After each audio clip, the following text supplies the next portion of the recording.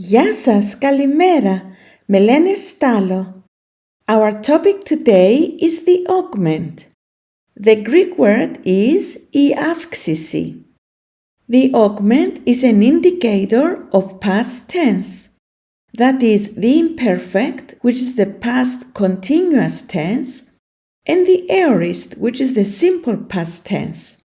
It's usually a prefix added to some verbs in order to show that the action of a verb took place in the past. In modern Greek, only these two tenses take an augment. There are two main types of augments. The syllabic augment, συλλαβική αύξηση, and the temporal augment, χρονική αύξηση. Each of these two can be either external, εξωτερική αύξηση, or internal, εσωτερική αύξηση. The syllabic augment is a syllable added to a verb, usually an epsilon. The temporal augment is a vowel changed to another vowel. An external augment is the augment that is placed in front of a verb.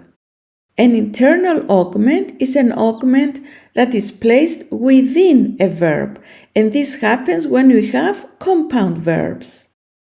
In modern Greek, the syllabic augment is used with verbs that have no more than two syllables, that begin with a consonant, and that have no accent on the final omega. All three conditions must be met. For example, γράφω.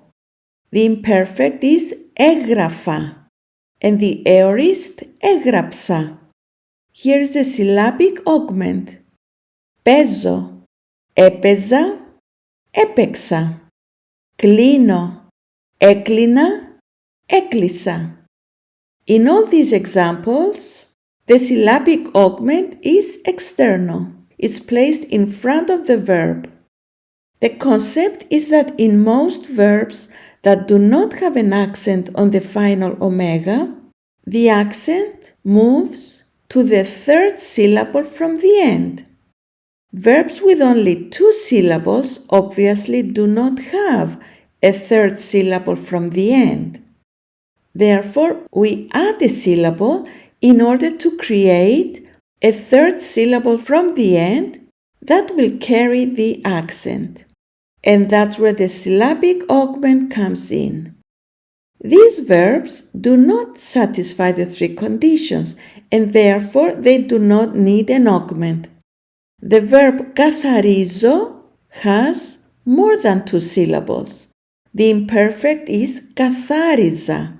We already have a third syllable from the end, so we don't need an extra syllable. Καθάρισα, the aorist. Ανοίγω. It begins with a vowel. Άνοιγα. Άνοιξα. Ρωτώ. The accent is on the final omega. Ρωτούσα. Ρώτησα. Now let's see how the augment behaves in all the persons. Let's take the aorist, for example. Έγραψα. Έγραψες. Έγραψε. Εγράψαμε, εγράψατε, έγραψαν. You notice that the first person plural and the second person plural already have three syllables. So there is already a third syllable from the end to carry the accent. Therefore, the augment is not necessary and can be omitted. Γράψαμε, γράψατε. In ancient Greek, verbs that began with a vowel took a temporal augment.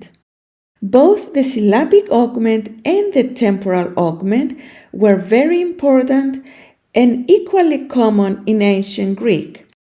In modern Greek, however, the temporal augment is practically not used, with very few exceptions. We mentioned earlier that compound verbs take an internal augment. The verb αναλύω consists of the preposition ana and the verb lio. So in the imperfect and the aorist, the augment, the epsilon, goes after the preposition. Even if we had 2-3 prepositions, the augment would still go after all the prepositions. It's called internal augment because it's within the verb. So, Anna, Elia, Anna, Elisa. We drop the alpha before the epsilon and we have Anelia, Anelisa. The same with επιτρέπω. Επέτρεπα, επέτρεψα. Υπογράφω, υπέγραφα, υπέγραψα. Or these are syllabic augments. Υπάρχω, υπήρχα, υπήρξα. This one is a temporal augment because we don't add a syllable, but we have a vowel change. The alpha changed to eta. And here are some verbs with an irregular augment formation. Έχω, είχα, είχα. Είμαι, ήμουν, ήμουν. Θέλω, ήθελα, θέλησα. Ξέρω, ήξερα, ήξερα. Πίνω, έπινα, ήπια. That's all for today. Thank you for watching and I'll see you next time. Ευχαριστώ. Γεια σας.